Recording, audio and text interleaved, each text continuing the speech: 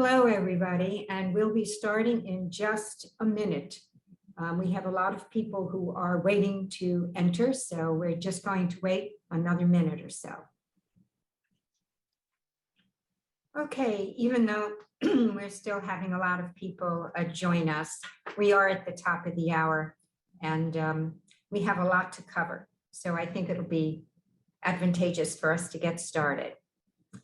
First, I'd like to remind everybody to please keep their selves on mute and to stop your video and keep it off.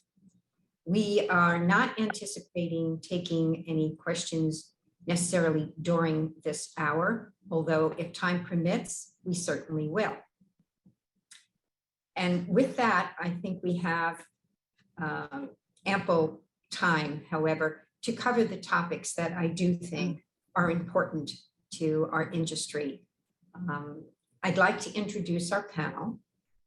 We have Bill Nash from Lincoln Financial Group, Jeff Levin from OneAmerica, Cindy Harris from LifeSecure, and Greg Gurlik from Northwestern Mutual.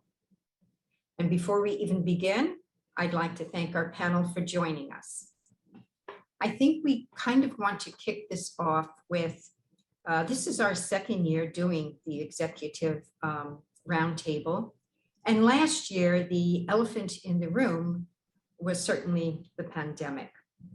And while experience is an excellent teacher, it can be a very harsh master. So let's start with asking what changes brought on by the pandemic do you anticipate will be influential also in 2022 and beyond? Jeff, would you like to kick us off here? Sure. Thanks, Carol. Thanks for the opportunity to be part of this panel with peers. Look, I think the pandemic created a whole new way of doing business, and not only how we as distributors react with or interact with our partners, but also how the advisors interact with their clients. And I don't think that's going to change. I mean, I think that is a new opportunity to possibly say, maybe we don't always have to meet face to face. I think it will be interesting as things start to hopefully change for the better. Maybe the world opens up a little bit more. It will be interesting to see just how much business we do virtually versus how much goes back to a face-to-face, discussion. I would say the one thing is true when it comes to more price sensitive products, such as asset-based long-term care.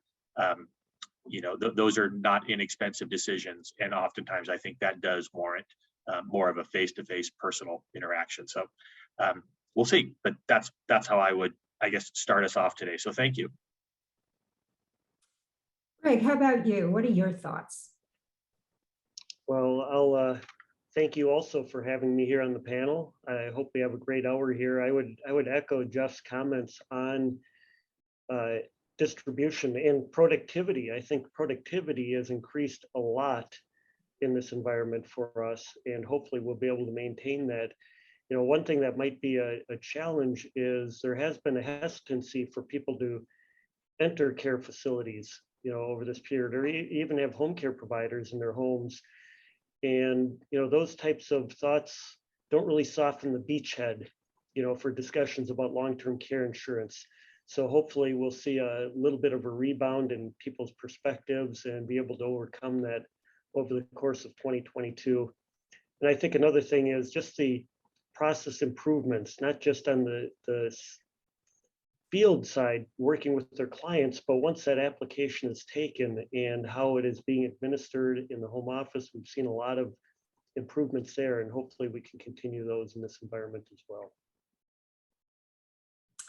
Bill, how about you? Well, Carol, I'll join everybody else. Thanks for having me. It's great to be here, and I want to thank everybody for taking the time to join us during this hour. I agree with a lot with what you heard, and one thing we've seen with the pandemic is it's fast forwarded business on many fronts, probably to the tune of 5-10 years plus. And now all of a sudden it's forced us to develop new muscles that either we didn't have or were reluctant to develop historically.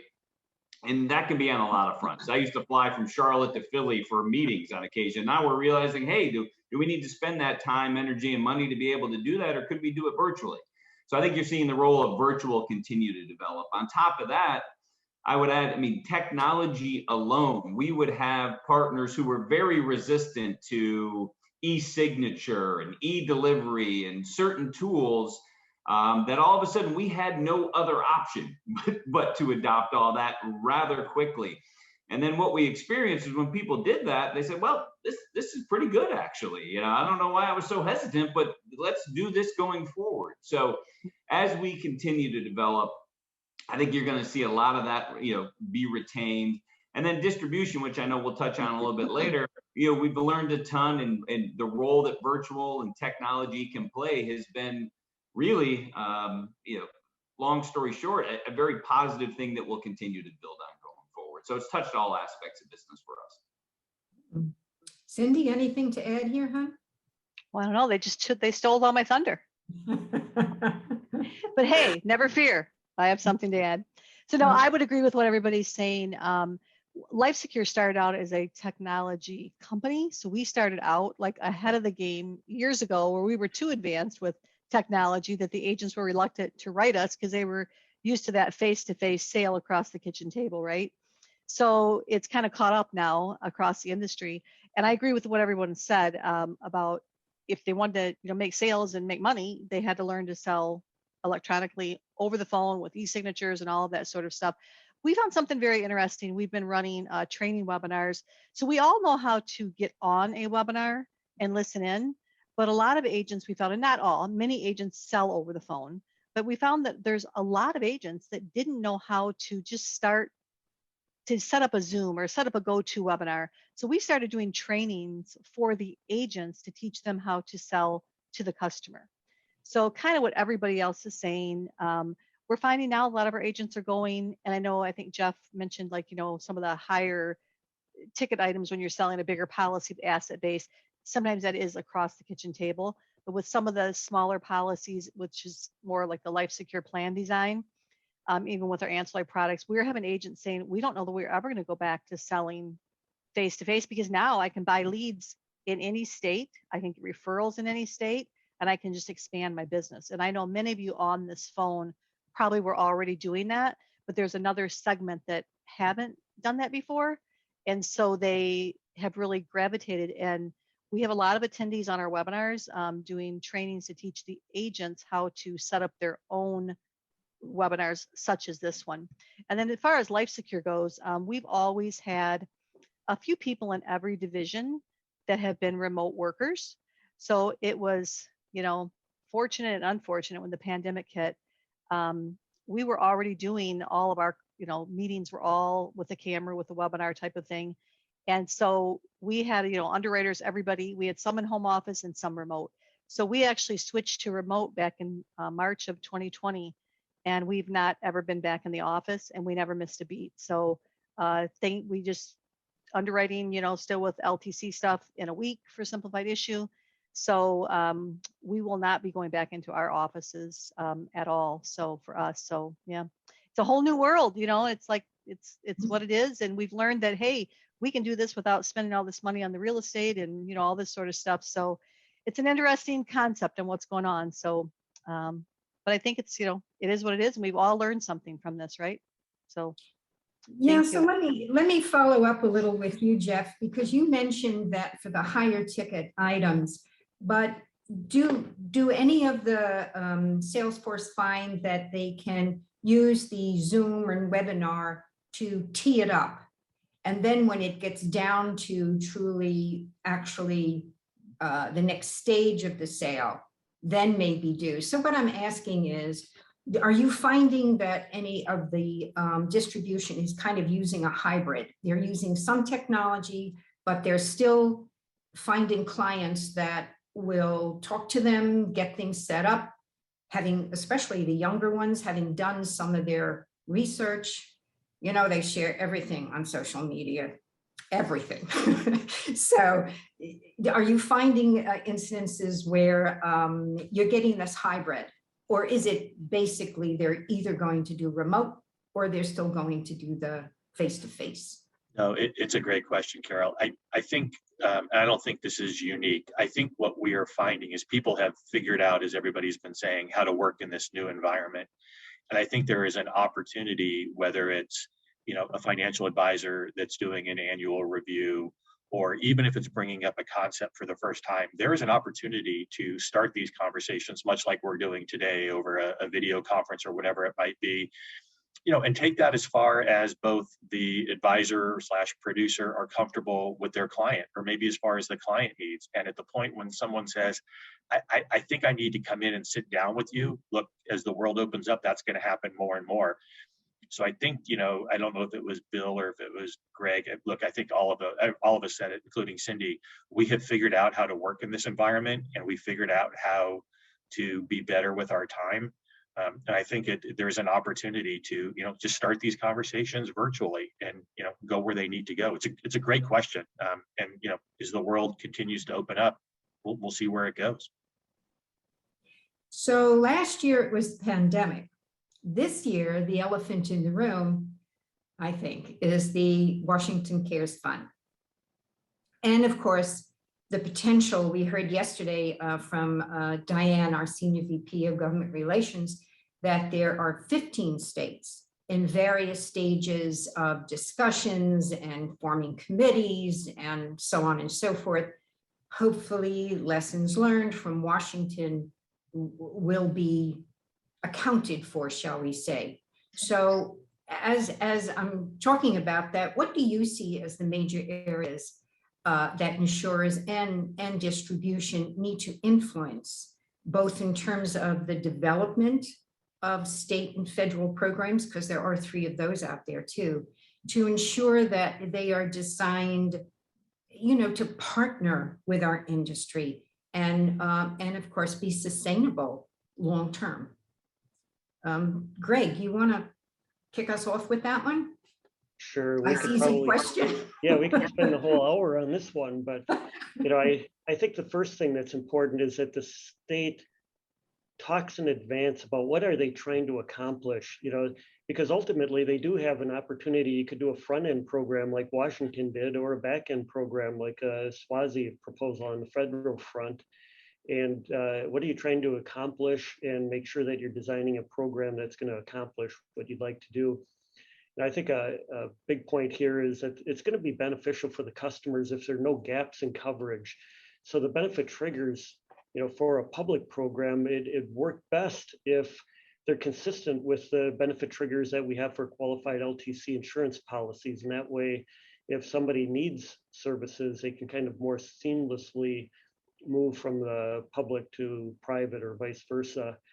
And the states should recognize, I think, that the Medicaid program is going to save money whether people have public coverage, if they have private coverage. So they should really be working to encourage both and work education into part of the program. And I guess the other thing I'd look at is just say, be realistic about the program costs and maintaining a good spread of risks for the program. If you're going to have an opt-out, make sure it's done in a way that people have to maintain their coverage. And I'd say the other part is don't require, or maybe don't even allow, duplication of benefits. If you have a program that provides $100 a day and maybe somebody wants to buy supplemental coverage on that, well, if they have $100 of services, you don't want it paid from both the public program and the private program. That's just going to create an income for the insured. It's going to encourage more services. Costs will increase for both programs probably. So there are a lot of things to think about in advance and make sure that you design a program that's going to be sustainable for the long term. I see you're nodding your head, Jeff. Some thoughts? I like what Greg said. I think the states need to have a little bit more foresight in thinking about how they're going to implement this. Like Greg said, whether it's a date forward or a date backward. And I think that starts with maybe more around awareness. My belief is the state did some great things from an awareness standpoint, but they've probably frustrated a lot of their constituents too, just based on the reaction that most of the industry had to take with the influx of volume, and clearly the concern about the stickiness of this business with the ability to, opt out and, not have to show proof or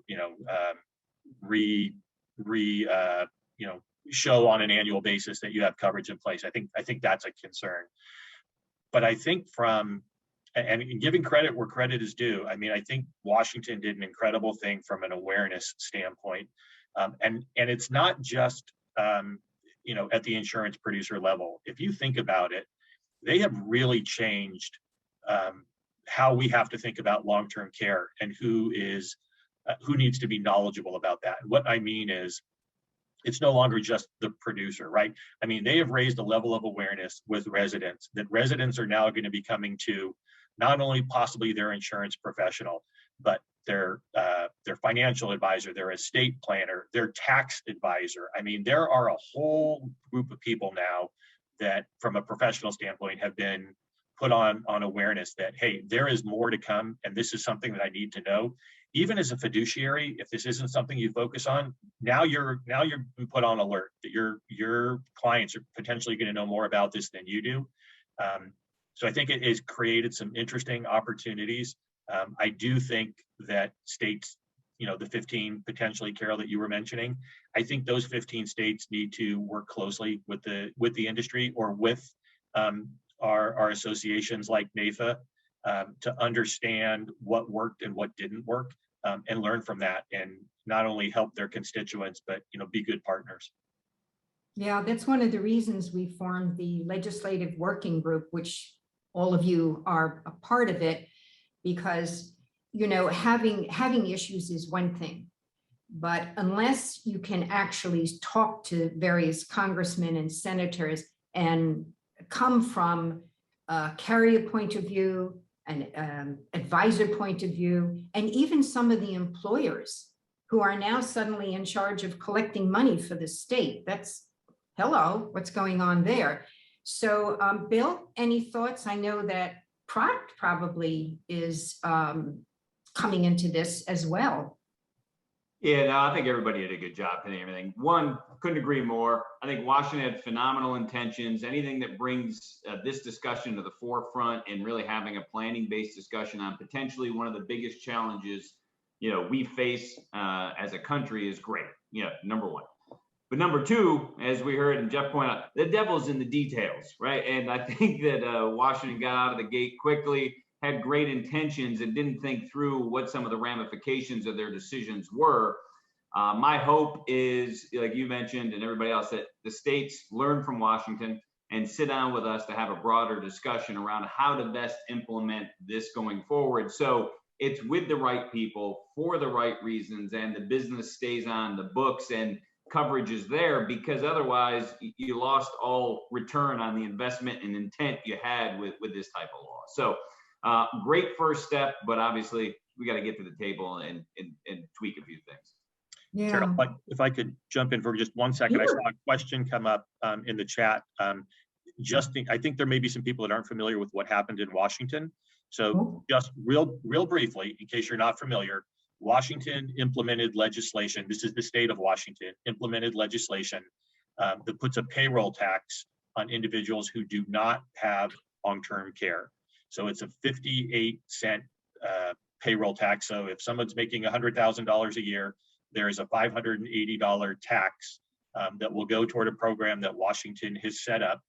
We can get into whether or not it's a good program or not, but basically, at this point, they believe it will offer each resident $36,500 in coverage. Again, we can argue whether that's enough, but that is what Washington did. And so several states, prior to Washington, have also been looking at implementing programs, but this is really the first state to take some action. So thanks, Carol. No, I think that's a good summary. And I think, what we're doing with the legislative working group is that we're breaking it down and covering all of the points that you have called out here. Because when we're approaching congressmen, we feel that if we all kind of speak with the same kind of priorities, and these are the things that, maybe lessons learned, etc. So I did mention before that there is an impact on employers. So Cindy, in the worksite area, what do you see as a result, or what are you looking at in terms of employers all of a sudden having a tremendous renewed interest in worksite programs? Well, yeah, so great question, Carol, or whoever sent that in. But we saw, when we just did all of us on this phone, like all the companies did so much business in the state of Washington. But like the person that asked the chat question a minute ago, what we have found is that if agents aren't really selling in Washington, or employers aren't, like in the surrounding states, we'll say, right? The surrounding states kind of are more aware of it. But I talk to agents on a daily basis that will call, and they're like not even aware of the Washington CARES Act that took place with the long-term care, or Washington Trust Cares, whatever, I forgot the name, got tongue-tied. So it has brought huge awareness in the state of Washington and the surrounding states more. But when you start going to the East Coast and you'll talk to an agent, they're like, I'll say, we've just been so busy with all the long-term care in Washington. They're like, well, what do you mean? Why is there all this long-term care in Washington? So it has brought awareness. I think as it continues to grow legs, there will be more awareness for other employers, even more so across other states. Because, the employers, I think the LTC thing for Washington is great. And the state, came up with, this idea to do this. But I think there are some things, because it was the first one, that maybe we could look at to do differently. I know from a LifeSecure's point of view, we're concerned about the stickiness factor. Like, what is Washington going to do to ensure that these people keep this business, as we spent all this time underwriting it? From the employer's point of view, I think they really wanted to make sure they could offer the best product available to their employees. And employees tend to really trust what employers are offering. So I think that was a big win there. Employees, if your employer is offering something, the assumption is your employer's kind of like looked into it, done some research, did some competitive analysis, and are offering you, the best thing that's available. So I think it's all a win-win situation.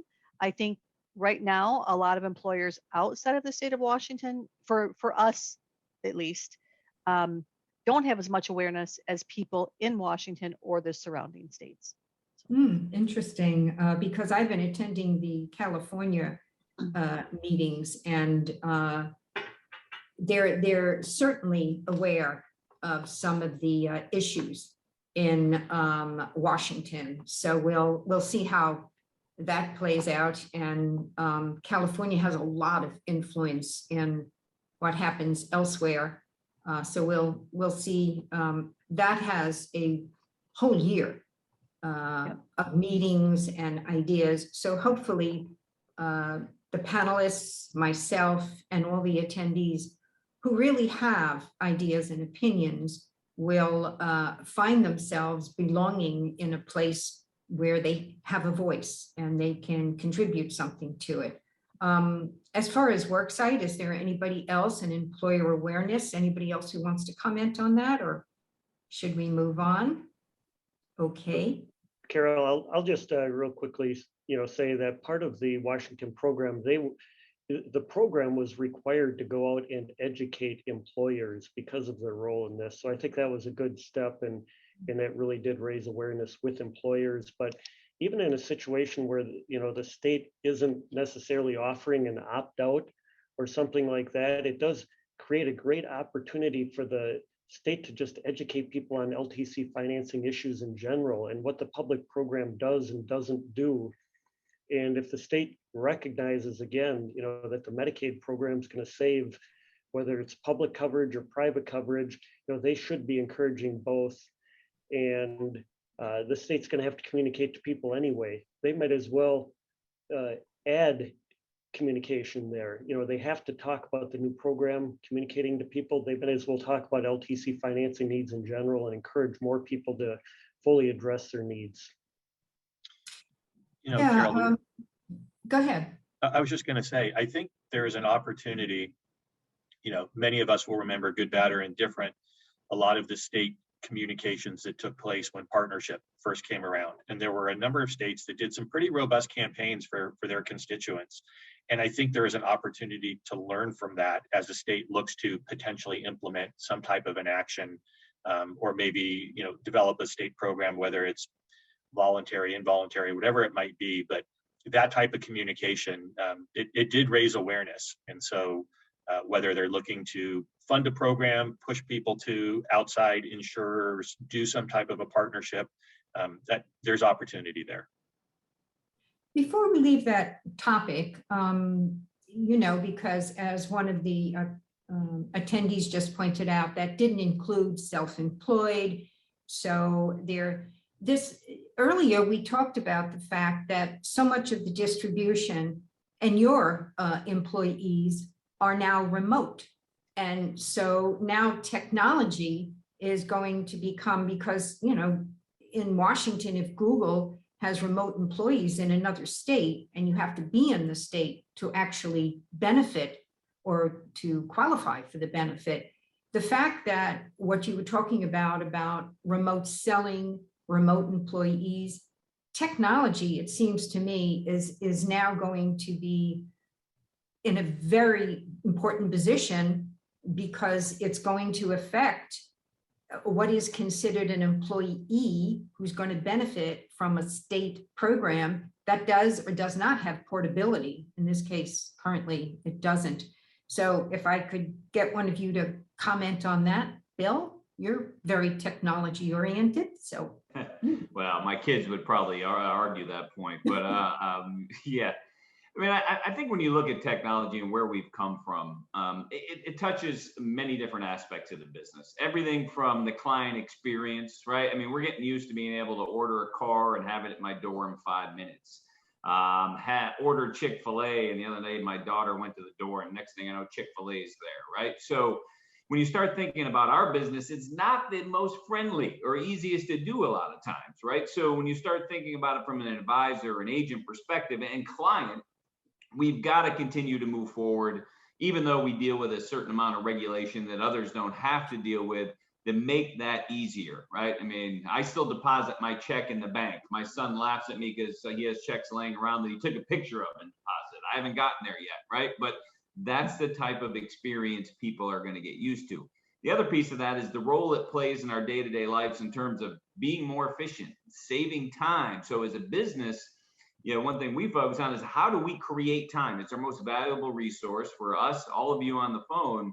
And how do we use technology not only to deliver a better experience, but also save time and be able to either invest that back into our business to grow it, or invest it in ourselves personally to be better at what we do going forward. So it's not going away, that's for sure. And I think of what things will look like in 15 or 20 years, and it's pretty exciting, but my guess is it's a lot different than where we are today. Jeff, you agree? You busy investing in all kinds of technology to spring on us? I do agree with Bill. I think one of the things, to Bill's point, whether it's, a car or Chick-fil-A, we are growing as a society to, expect things instantaneously. And I think for the consumer, for the producer, the distributor, for the carrier, that's got implications, from the carrier standpoint. How quickly can we review somebody's application and make an underwriting decision? And how quickly can we get that policy in the hands of the producer to deliver, or directly to the consumer? And by the way, that usually means a faster commission to the producer, which no one's going to complain about. I think it puts a lot of us, it's time to stand up and figure out what we need to be doing to move at a faster pace. It's an interesting time, and sometimes it's producer or distributor driven. What can we do to Bill's point, to figure out how to get some time back? But a lot of technology is consumer driven. What's the consumer going to expect in the future? We talk about the graying of America, but look, we're now into the younger age of the baby boomer population. These are people that are tech savvy, that are expecting things to happen. You start to look at, the Gen X, generation that's now in its 50s, and what are they going to be expecting? It's going to be very interesting to see where all of this goes. But one thing is for sure, technology is going to be driving it. And I know it's uncomfortable for a lot of us that are used to transacting with paper. I don't think paper is long for this world much longer. I just don't see it happening. So stay tuned. This too will change, as they say. Greg, anything you'd like to add here? Yeah, I think the trend is just toward the consumer is going to want to be able to contact the company and get information when and how they want. There are just different channels now. You almost have to be at their fingertips. And for us, for NM, the LTC financing needs, it's not just a separate discussion that we have, it's kind of part of this holistic planning approach that we take. And that also has technology needs. You kind of need this technology infrastructure that can integrate a client's protection needs and their investment needs. So that's kind of a whole package that we're working on. And I think it's going to be a bigger deal for companies in the future. And one other thing I wanted to throw out here was, this technology is driving a lot on like the accelerated underwriting front. And we're not seeing it for LTC right now, but the regulators are seeing it generally, and they are looking to make sure that companies are limited. And we just have to be very careful that, as they start putting together limitations on underwriting that are maybe geared toward medical insurance, some of these things can get passed as health insurance bills, and it loops in more stuff, DI, potentially LTC. And we just have to make sure that people understand when you have a voluntary market like we do that has low penetration, underwriting limitations like that could really be a death knell, for our industry. Yeah, I think that we go back to the fact that a lot of legislation goes back many, many years and was designed at a time when our average client was far older than the average client that we're looking at today. I noticed the other day that the first millennial, oldest one, turned 40. They are our client. And so now we're going to have to start thinking about not only the technology, but product that is responsive to these younger clients who have a completely different outlook on their future and their expectation. And but I think the whole legislative issue is something that we should have some legislators address. So here we are with the technology, we have the awareness growing, but what are we doing to increase the participation, shall we say? Jeff, I think you mentioned this now will be across the board, investment advisors, retirement advisors, as well as specialists in our industry. What areas do you think are essential to having agents and advisors become more aware, more engaged, and stop looking at this need as a specialty only? So I think it's interesting in the sense that for those that are in the sandwich generation, right, that have parents, that are older and children that may be still dependents, it's interesting for us to see what's taking place. And I think, or I hope, that planners are going to start to do more generational planning, focused, if you will, on that sandwich generation. And what I mean by that is I can see a time when I sit down with my financial planner and he's not only looking at the goals that my wife Jane and I have established, he is also asking what's going on with the kids, but also what's going on with parents. Because I think there is going to be a shift in focus to not only look at a single generation. I think you have to look at multiple generations. And in doing so, you're raising awareness. If your parents, so my dad is 78, if your parents do not have coverage in place, what are your plans if they don't have plans? Because ultimately it's gonna come back to us. I just think that we have to be more broader in our view than we are today. It's no longer just about me. And it was interesting. I saw a comment in the chat about different ethnicities or different cultures and how you look at taking care of your parents or whatever that might be. And it's something that's going to have to be considered. long-term care is not just a product anymore. I mean, this is a fundamental issue for society. And it's something that, more solutions will be invented. You were talking about how does technology change? I mean, how do we start to underwrite people remotely? I mean, how do you start to do those cognitive screens? And how do you, I mean, we're all looking at electronic health transcripts and all that kind of stuff, but this is going to morph. This industry is not going to stay. And I think we're at a point in time where we may need to start seeing some leaps in what's provided, not only, if you will, from solution standpoint, but what are the settings that care is received in, and who is going to be delivering that care? Is it robotics, and how does all that come in? It's an interesting time to be in this business for sure.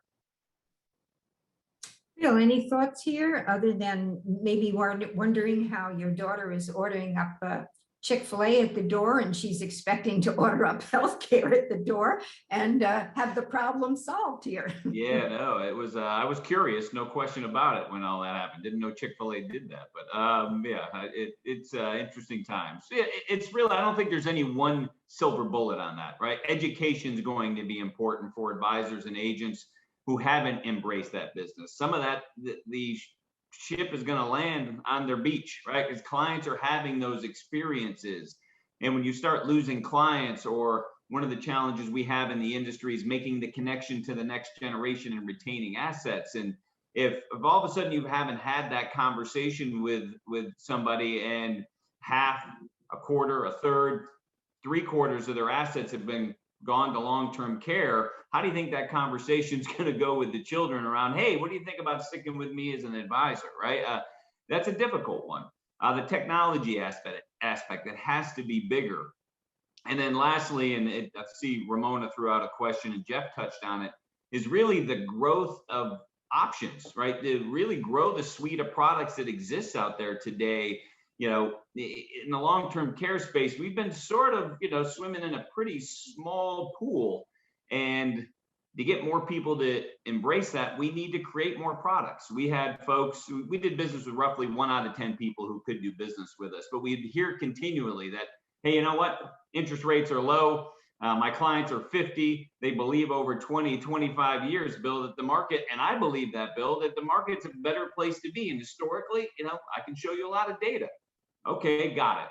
Well, we had to create a variable product that now is bringing in about 1/3 to half of the advisors are brand new to the discussion. Never would give us the time of day before, because now that's the first step. I think we have to continue to evolve and create more products, because one size doesn't fit all, and consumers want choice. So it's got to be ease, education, and more products to be able to solve those issues. I'm sure, Cindy, in Worksite, you could use a whole nother bevy of products, because so many products are available at Worksite, and it is such a great place to educate.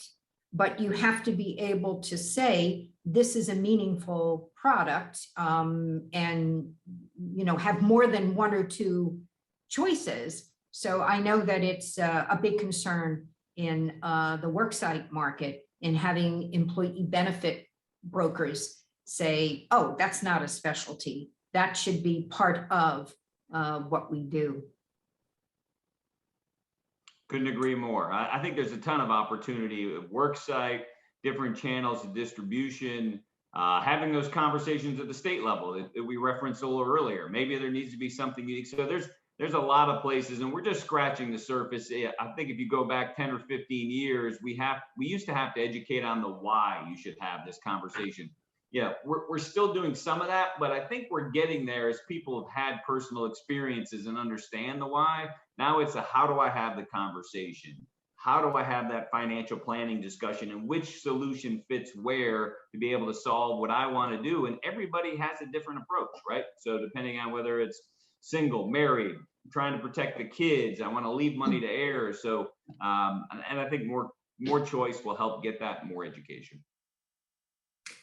Right, I agree. And I think it kind of deals with the demographic shift that we're seeing, because as you have pointed out, some of the boomers are now well into their 70s, and we have millennial clients and Gen Xers, especially because many of them are now being, I mean, we saw what happened with COVID. No one felt comfortable saying, well, we'll find a nice place for mom and dad.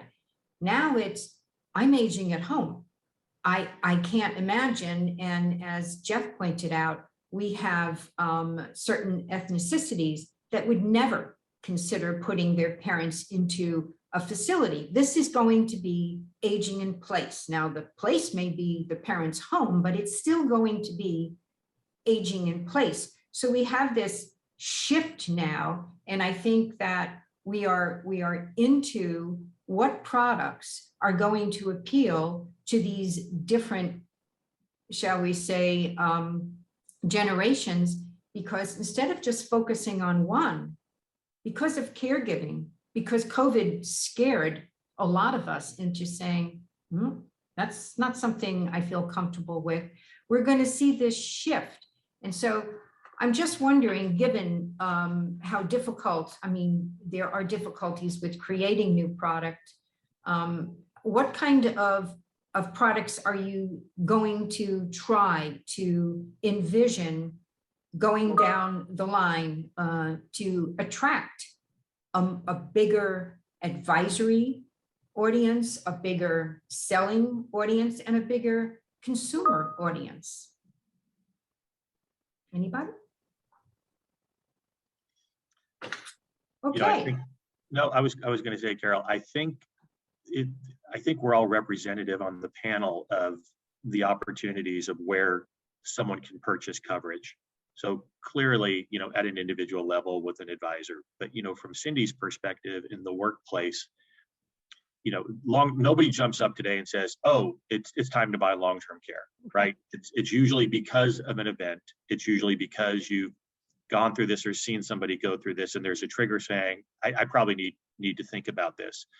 But if you think about life insurance and the plethora of coverages that are out there and where it can be purchased today, and how you might go about putting multiple different types of coverage in place to solve need, and that changes over time, I could see products being developed to do just that. So as an example for life insurance, maybe you purchase permanent insurance to cover immediate needs, but while your children are young, you're also layering in term coverage on top of that. And most employers today will also have a benefit that you can purchase through work. So you've really kind of layered coverages on top of one another, and at the point when you retire, maybe it's portable, maybe it's not, but you still have that permanent insurance, and hopefully your kids are successful and they're doing what they need to do on their own. That could happen for long-term care, right? You could purchase today an asset-based product that is a permanent solution. You could layer in on that, individual standalone to cover a greater gap during a certain period of time. And maybe while you're employed, your employer has a benefit too, or there's something that's offered through them. So again, I'm not speaking from an individual carrier standpoint. I think we're all probably working on any number of solutions for our next generation of products. But I think as an industry, that ability to offer coverages at multiple layers and create those layers to provide coverage over time when maybe it's more important than at others, I think it's going to be interesting to see where that goes, because there's opportunity there. I would agree. That's where I was going, to the layering, to the fact that it's shifting. And so when you're dealing with a boomer, they're also realizing that, well, they may be now looking at caring for their parents. If they have children, they're starting to realize that their kids will at some point be in that situation. So what does a starter looks like? And as they mature, what does that look like? What's available? I know, so real life example, I have 3 children. My middle son just graduated from Virginia Tech and just started working for the university. He called me to say, "Dad, I need you to help me look at benefits." Because he worked for Virginia Tech, which is part of the state of Virginia, he is eligible for long-term care through the Virginia retirement system. Now, at 22, I'm not going to tell him to buy coverage, but he, besides his dad being in the industry, he's already learning about that benefit. And so how do we start to introduce that, in Cindy's world or in all of them? How do we start that education of all of the capabilities and coverages that are available at a younger age? It's this whole idea of financial awareness. I would agree. And Carol, I guess I would add that, if you have a distribution force that's kind of working with people through their life, you're building a relationship. So you start with them young, and maybe you have a catastrophic benefit on a DI policy. That's their first exposure to, at least having some additional benefits for LTC. And as they get a little bit older, you're talking about life insurance, and you're adding on an accelerated care benefit, or building in the extension of care benefit. And then when they get into their 40s more, maybe you're looking at standalone and saying, okay, what do you have all together now? And is there something more we can do with a standalone policy to help fill any gaps that are still there? So, I think we have different solutions as an industry throughout the person's lifetime, and depending how their circumstances are changing, and we'll have to continue to evolve, with the marketplace here. I don't know if any of us are allowed to speak, but I was just going to throw out that to me, it seems like what's missing is and maybe it's kind of. John, I'm sorry to cut you off, but perhaps at the end, because I have the feeling that we have more than 100 attendees, and I think all of them would like to add a little something here. So thank you for waiting. If we have time at the end, we'll be opening it up perhaps. So at this point, I think we could shift gears a little bit and start talking about inclusion and diversity in our industry. Is it going to affect product? Is it going to affect our distribution? Is it going to change models? I think it already is starting to change how we do business, who we do business with, and so on and so forth. But Greg, would you like to comment on that? Sure, I just need to get off the mute button there. And I was actually checking the chat, Carol, so if you could just give me a heads up if this is the inclusion part. Yes. Yeah, yes. And I think that, again, it's the evolution of the distribution channels that we have here, right? I'm not sure that, product changes will be driven so much by D&I kind of considerations, but I think the distribution channels are definitely evolving. And I know that we as a company, a lot of other companies are working very hard to penetrate underserved markets and try to get their distribution channels to better reflect the populations that we serve. So I think that'll continue to be an evolution, but it's not something that we're going to be able to accomplish overnight. I would agree, but it's encouraging to know that we are going in the right direction. So now we know that we are talking about different generations, and we know that they do their research.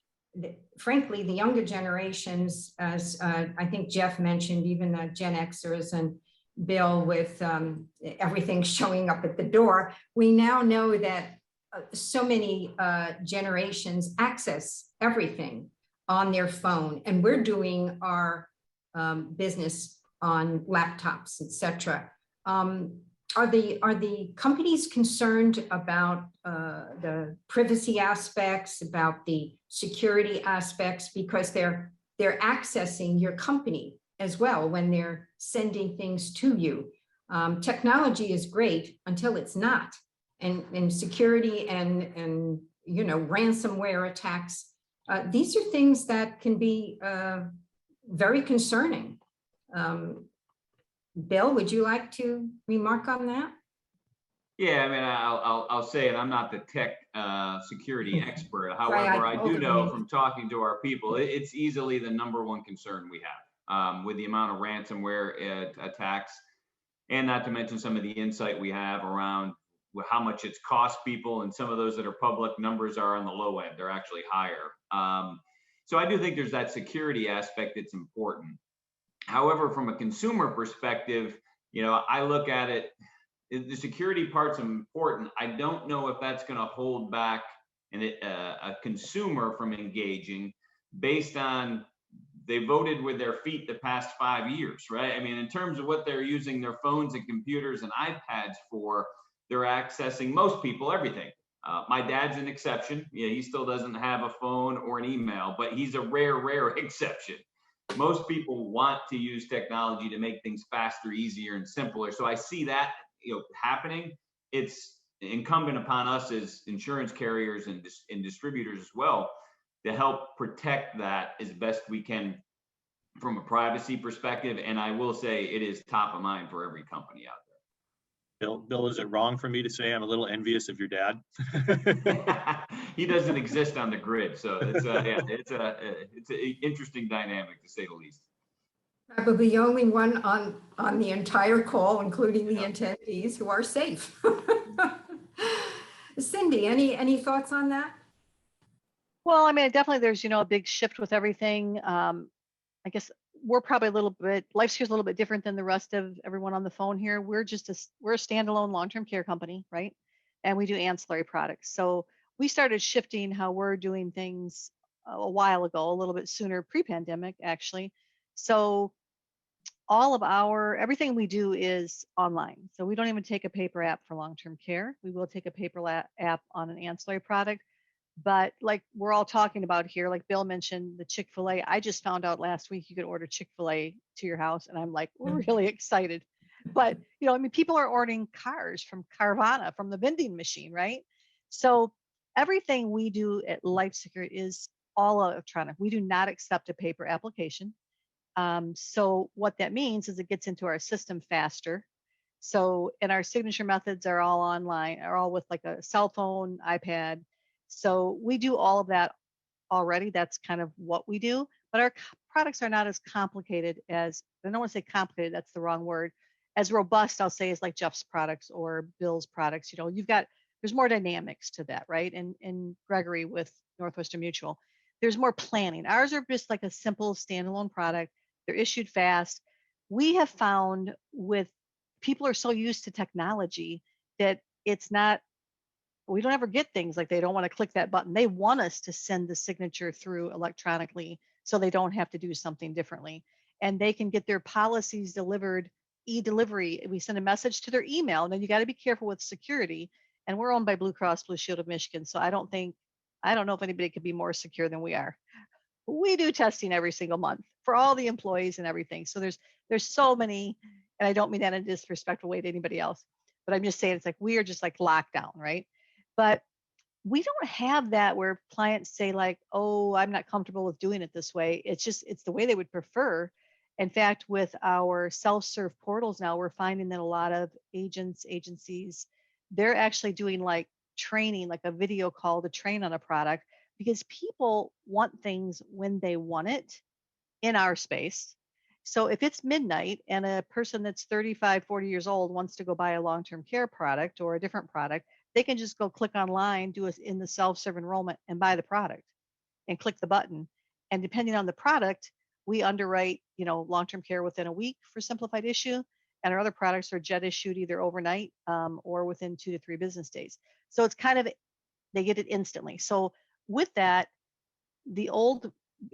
I was an agent for 20 years. So, when I sold 20 years ago, it was, a long time to get something underwritten. By the time I would deliver that policy to my customer, they forgot what they bought and I had to resell it all over again. In this world today, people want instant. They want to know they've applied, they've got it, boom, it's done. They want it just done and behind them. So there is always going to be security issues. Companies have to be very confident in what they're doing with their IT departments to protect consumers. With that said, there can still be things that happen, right?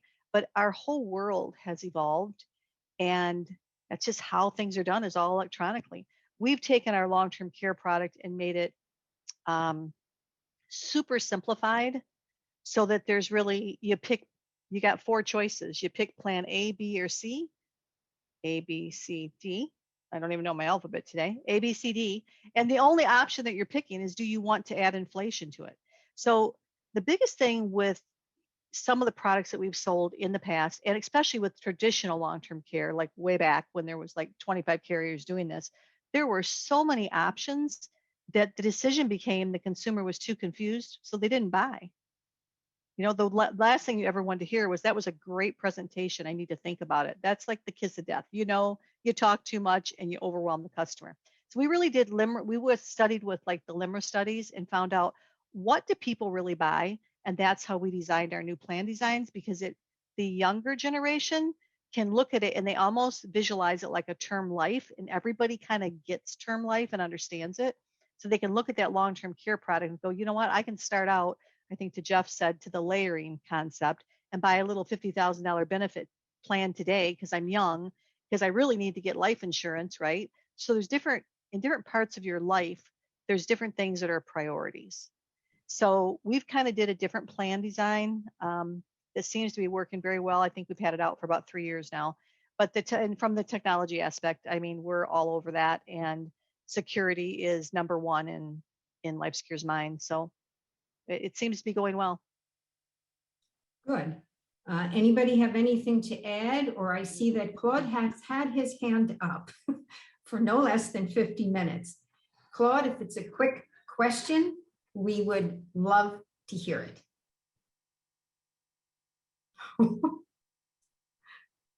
Claude? Okay. Well, the other gentleman, John, if you would Hi. like. Oh, okay. I unmuted myself. Yeah, I misunderstood when you said, does anybody else have a comment about employers? That's why I raised my hand. I didn't realize you were only going to the panel. But, you know, social insurance programs, if they're not underfunded initially, often become underfunded because legislatures will add benefits. And if this program in Washington becomes underfunded, what are they going to do? They'd have to change the law to raise the premium. They don't want to lower benefits. What they'll do is they'll discover that they initially forgot the employer share, and they'll add, you know, an employer share at that time, I believe. So I think there's a lot of reason for employers to be concerned and promote private long-term care insurance so they won't have to match the cost. That's all I was going to say. Good insight. John, would you like to now ask your question? I think it was John. Well, okay. I think he left us Oh, based on the chat. So. oh, all right. Sorry about that. If anybody else has a question that they would like to pose, Aaron has asked, does your company offer receipts for care that is given, or is it that they require? Aaron? I guess I'll just say that that kind of depends on the policy. I think, you know, there used to be some indemnity standalone LTC policies, but I'm not aware that anybody is still offering those policies. They did have some relatively poor experience. If you go to the hybrid products, you know, on the life side, you'll probably find more policies that are indemnity and don't require receipts, that sort of thing. Okay, we only have 2 minutes. Would anybody like to just give a short wrap up for a thought that you would like to share with our attendees, thoughts of encouragement as we go forward? Can I start with you, Bill? Yeah, sure. One, appreciate everybody taking the time to jump on today and the opportunity to speak to everybody. You know, when it comes to long-term care, I tell everybody the same thing. There's only a few ways to grow your business. One is add clients. It's hard. We typically don't see it done very effectively in the market. Number two is to get more money from existing clients, which we think we have all their money in insurance. 3 is to charge more, which is not going to happen. And the last one is to add a business or product you don't currently do, whether that's long-term care or annuities or life or whatever it may be. So this is a great opportunity from a demographic perspective, particularly as we're continuing to see product evolution and more awareness. So appreciate the time, Carol. Thank you. Jeff? You know, I would echo what Bill said. You know, you don't have to be a long-term care specialist by just including the discussion as part of every conversation. You know, when you're talking about insurances or when you're doing portfolio reviews, you will literally stumble across opportunity. And I think just, you know, attending this type of a discussion raises the level of awareness that you have. And, you know, appreciate the time and thanks for the opportunity, Carol. It was great to join my peers on this panel and have a nice, robust discussion. So thank you. Wonderful. And Greg? Yeah, I'll just add that, if people are need a little bit more enthusiasm here. It's, a majority of people above a certain age just need to have these LTC financing needs addressed. And it is so underpenetrated in this marketplace that the potential is just almost unlimited out there. We have so many people we can talk to. And as an industry, again, reinforcing that we have a whole suite of products that can meet people's needs over the course of a lifetime. We just need to get more distributors out there who are jumping into this marketplace and helping people meet their needs. Thank you. And Cindy? No, I would agree with what everybody has said. And, it's just education, education, education. And, keep in mind that, some of us, we had these, I'll say, since I was selling a long time ago, these old school thoughts that if you don't sell somebody this big, huge, robust long-term care plan, then you're not doing the right thing for them. I think we need to shift our way of thinking and look at like, okay, you're 30 years old. Let's capture your health. Get a little $50,000 benefit plan. Get a term life plan. Get a hybrid product or get the standalone. Look at people's needs and not project our thoughts on what we were taught for all these years for people that's been in the business a long time, and start thinking of the new way of thinking and just educating early on. Well, those are great, great thoughts from all of you. And I'm sure that I am speaking on behalf of the attendees as well as myself when I thank the four of you for taking time out of your busy schedules. I think our message is a very positive one. We have a lot going on, but that's the good news. And we have a great projection for our, shall we say, constituents, our consumers, our advisors, to really start to understand the complexity and yet the simplicity of the situation. So thank you so much, and we look forward to speaking to you again.